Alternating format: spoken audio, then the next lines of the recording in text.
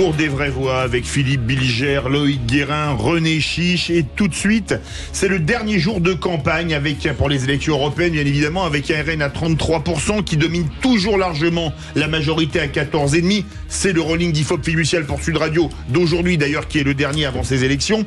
Alors parlons vrai, est-ce que vous attendez un séisme politique dimanche? Et si séisme il y a dimanche, quelles conséquences attendez-vous lundi? Eh bien vous êtes 35% à attendre une dissolution de l'Assemblée nationale, 2% un changement de Premier ministre, 54% une démission du président de la République et 9% qu'il ne change rien. On a toujours le problème de standard, vous pouvez toujours bien évidemment réagir sur les réseaux sociaux. Allez, on va faire un tour de table. Philippe Bilger, est-ce que si par exemple, c'est le rolling IFOP fiducial pour Sud Radio qui est tombé aujourd'hui, 14,5% pour la liste de Valérie Hayé, au cas où elle serait à moins de 15%, est-ce que on va à une crise politique ou quelle décision devrait prendre pour vous le chef de l'État? Je crois. Vous auriez voté quoi, tiens, dans les 4 propositions? La dernière. Ne rien changer. Oui, et d'ailleurs, j'ai trouvé l'attitude du président hier quand on lui a posé la question, pas loin d'une forme de désinvolture, comme si c'était un jeu de sa part, une plaisanterie, en disant on verra bien. J'ai l'impression que par moment, il prend les Français pour des enfants et qu'il nous traite avec une forme d'ironie que je n'aime pas du tout, une forme de badinage républicain. En réalité, je suis persuadé que pendant quelque temps, il n'y aura rien, quel que soit le résultat. René Chiche, et vous auriez voté quoi entre les 4 Moi, j'aurais voté comme Philippe. Donc, ne rien changer. Non, c'est-à-dire que oui, à mon avis, il ne va rien changer. Donc, ni dissolution, ni changement de chef de gouvernement. Non, surtout pas. Il va pas changer de chef de gouvernement ou faire une dissolution. Il le dit ouvertement. Par contre, il va peut-être en tenir compte. Je pense qu'il va peut-être en tenir compte avec peut-être quelques réaménagements ministériels. Parce qu'il y a, paraît-il, quelques ministres qui sont sur des sièges électables. En particulier, par exemple, Prisca Thévenot, la ministre porte-parole, qui ne ferait pas du tout l'unanimité. Qui a quelques problèmes de gestion du personnel. En plus, ça suffirait pas. Non, mais bien sûr, ça va pas être une mesure extrêmement importante. Mais je pense qu'il peut faire ça. Mais par contre, il est suffisamment habile pour dissocier le résultat des élections européennes et de l'enjeu national, parce que ces conditions, vous comprenez, si parce que Bardella fait 30%, on se met à dissoudre, pourquoi d'ailleurs? C'est une élection européenne, c'est pas le score de Bardella, c'est le score de la majorité qui sera à moins de 15%. Non, mais, oui, d'accord. Pas de rapport avec le score de Bardella. Non, mais même, si le score de Bardella est aussi important, c'est parce que voilà, là, effectivement, la majorité va faire peut-être un mauvais... On est d'accord, mais ce n'est pas un enjeu national, c'est une élection européenne. Non, enfin, pardon. Bien sûr, pour moi, regardez, Jeannot. On va revenir après. Pardon. Oui. Vous auriez voté quoi, vous, dans les 4 propositions de Sud Radio, Alors, Loïc Guérin? Si par voter, vous me demandez quel est mon pronostic sur ce qui va se passer. Il va rien se passer pour vous non plus. Effectivement, il va rien se passer. Et je pense également, d'abord, il n'y a pas effectivement d'obligation de faire quoi que ce soit. C'est une élection malgré tout européenne. C'est une élection tout court d'ailleurs.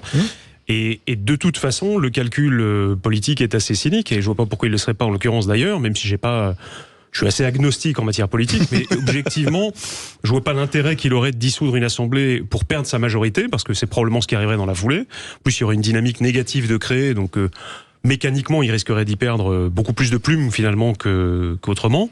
Et il va bon an mal an finir son mandat tranquillement. Je vois pas. Alors évidemment, avec peut-être des réajustements. Oui, non, mais c'était juste c'était une information que je voulais donner. Amendée peut-être. Mais ça passera sous le tapis, oui. De toute façon, sur la dissolution, je vous rejoins absolument. Il n'a aucun intérêt à la faire. Là où je ne suis pas d'accord avec René, sérieusement, c'est que lorsqu'on s'engage à ce point dans une élection européenne, on ne peut pas à la fois être partisan et intouchable. On va pas parler de Gaulle en permanence, mais il y a quelque chose d'incohérent dans la manière dont il s'engage parce qu'il considère que il a la vérité européenne et qu'en même temps il n'est jamais prêt à tirer les conséquences de l'échec probable qui sera le sien. Mais alors, je comprends tout à fait votre remarque, cher Philippe, mais effectivement, si dimanche soir, la liste Hayet fait 15%. Effectivement, ce sera un très mauvais résultat pour la majorité. Mais en même temps, je le répète, c'est une élection européenne. Même si le président s'est investi, effectivement, dans la bataille. D'accord.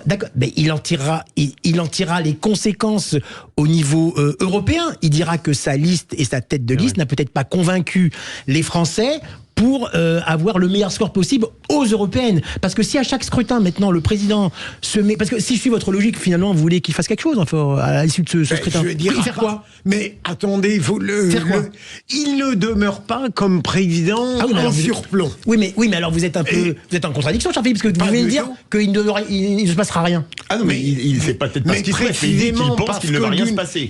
Parce que d'abord, il déteste se faire imposer des changements pourtant nécessaires par le poids des événements. Je ne suis pas d'accord.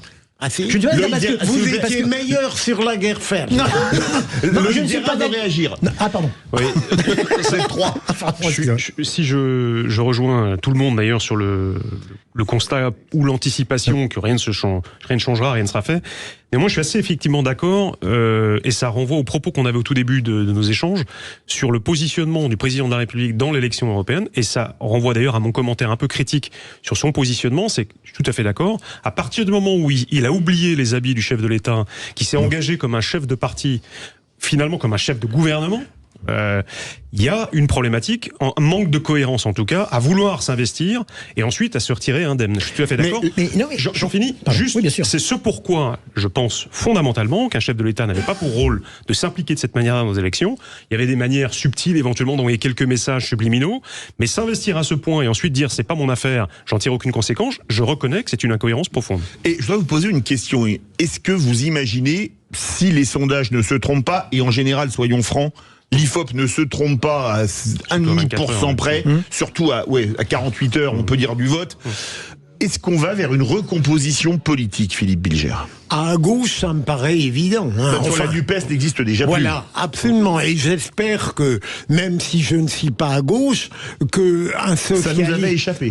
Non, mais un socialisme raisonnable pourra prendre la relève de cette NUPES sous l'impérium de Mélenchon. On peut l'espérer pour la démocratie. Et oui, et puis il y aura aussi un problème à droite pour les Républicains. Si les Républicains font un score qui ne sera pas extrêmement élevé, visiblement, on risque d'avoir, peut-être pas une scission des Républicains, mais enfin des grosses divisions.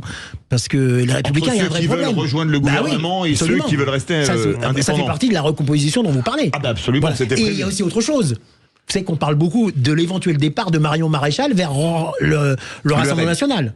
Donc là aussi, Reconquête risque peut-être d'avoir des soucis. Alors déjà, s'ils n'ont aucun député européen, alors là, ça va être très compliqué pour eux quand même. Mais en plus, il y a Marion Maréchal pourrait ramener avec elle quelques éléments de Reconquête vers le Rassemblement national. Et dernière chose, je persiste et je signe, le résultat ne peut pas avoir, pour moi, une incidence nationale. C'est une élection européenne. Pourquoi voulez-vous que Macron... c'est le seul scrutin national du quinquennat.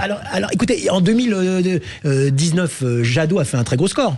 Oui, aux européennes, oui. Bah, ça n'a pas eu d'incidence sur les élections présidentielles en 2022. Il a fait moins de 5. Ah bah voilà. Alors Bardella aujourd'hui va peut-être faire un gros score, certes. Je dis pas qu'il fera le score de Jadot, bien sûr, au présidentiel, enfin que Marine Le Pen fera le même score. Mais ça ne veut rien dire. Les élections européennes, c'est quand même une autre. Ouais. René, oui, allez-y. Loïc Guérin voulait réagir. Ah pardon. Non, allez-y. J'ai l'impression, Loïc, qu'ils veulent vous squeezer totalement. Non, pas du tout. Ah non, c'est pas du tout intéressant, donc je m'en réjouis. Mais... Vous pouvez leur laisser le micro si vous voulez. J'irai pas jusque là. Non, mais en l'occurrence sur la recomposition politique ou la redéfinition un petit peu des zones politiques ou des groupes politiques, je pense qu'effectivement on voit un pas de plus sur une recomposition qui s'inscrit sur la plus longue durée. Donc on ne peut pas se contenter, je pense, de dire bon bah il y a eu les élections européennes parfois qui ont eu leur vainqueur, qui n'a pas persisté. Là, objectivement, il y a un mouvement depuis 10-15 ans, ou en tout cas une petite dizaine d'années, qui s'inscrit dans la durée. C'est-à-dire que le Rassemblement national, le Front national, ce que vous voulez, ces mouvements droits je ne monte pas. Et on a quand même tous un peu le sentiment qu'aux élections nationales, il y aura probablement un score qui sera dans cette logique-là. Donc, ces élections européennes s'inscrivent quand même comme un test pour voir où va se figer le curseur sur ce plan-là. Bon.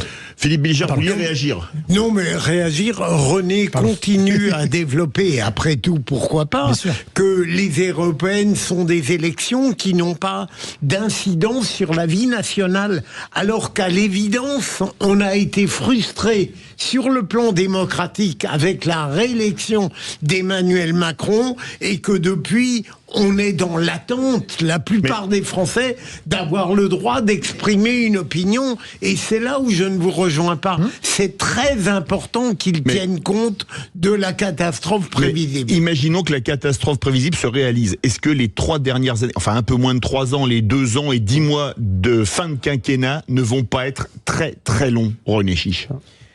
Non, mais elles sont déjà compliquées depuis le début du. Non, mais là, ça serait très très long. Parce qu'un président qui a 15% de vote pour lui, il n'a pas de réserve de voix en plus. Oui, mais alors ça rejoint ce qu'on disait tout à l'heure par rapport à la recomposition. Actuellement, le problème de la majorité présidentielle, c'est qu'ils n'ont pas vraiment de majorité réelle à l'Assemblée nationale. Elle est relative. Peut-être qu'après ce scrutin des européennes, peut-être qu'une partie des LR va finalement se rallier à la thèse, je dirais, de Rachida Dati, de Christian Estrosi, de Renaud Museli, tous ces anciens LR. Horizon. Voilà, d'Horizon. Et rallier la majorité macroniste au Parlement, ce qui pourrait donner peut-être plus de solidité à la majorité au Parlement de la majorité actuelle. Surtout la thèse de Sarkozy. Oui, aussi, bien sûr, absolument. Et heureusement, jusqu'à maintenant, elle a été battue en brèche. Pour l'instant. Le mot de la fin, Loïc Guérin, très court, en 40 secondes. Alors, peut-être même moins. Je me demande quand même si le cynisme politique n'est pas tel que Emmanuel Macron, finissant de toute façon son mandat, ne pouvant pas se représenter, donc disparaissant d'une certaine manière de l'échiquier politique, aura bien du mal à rassembler quel que soit le groupe sous sa bannière. Donc là, les divisions vont apparaître de plus en plus fortes dans son propre camp avec des ambitions personnelles. Effectivement, les 2 années risquent d'être longues, oui. Merci beaucoup, Philippe Bilger, président de l'Institut de la Parole. Merci beaucoup, René Chiche. Merci beaucoup, Loïc Guérin. Et maintenant, c'est l'heure du rugby. Et nous avons notre ami Alexandre Priam avec nous. Bonsoir, Alexandre. Bonsoir Philippe, bonsoir à tous. Alors, inutile de dire que c'est ce week-end la finale de Pro D2 et la dernière journée de Top 14, et on s'impatiente en écoutant, bien évidemment, Sud Radio.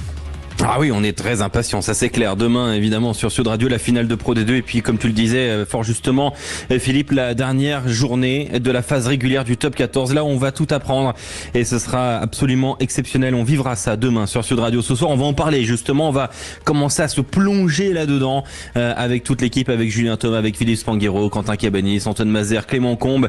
Et on évoquera aussi, des sujets importants autour du climat dans le rugby. Et puis, une petite information hors rugby à vous donner qui vient de tomber, une information importante. Beansport obtient 100% des droits de l'UEFA Euro 2024 là qui commence dans 8 jours. Et voilà, on a enfin un diffuseur officiel et intégral. Ce sera donc Beansport et ce sera aussi le cas de l'Euro 2028. Voilà, ça vient de tomber à l'instant. On va se régaler à écouter toute cette magnifique équipe du rugby de Sud Radio. Merci à vous. Tout de suite, Thomas Binet, les incontournables de la gestion de patrimoine à lundi 17h.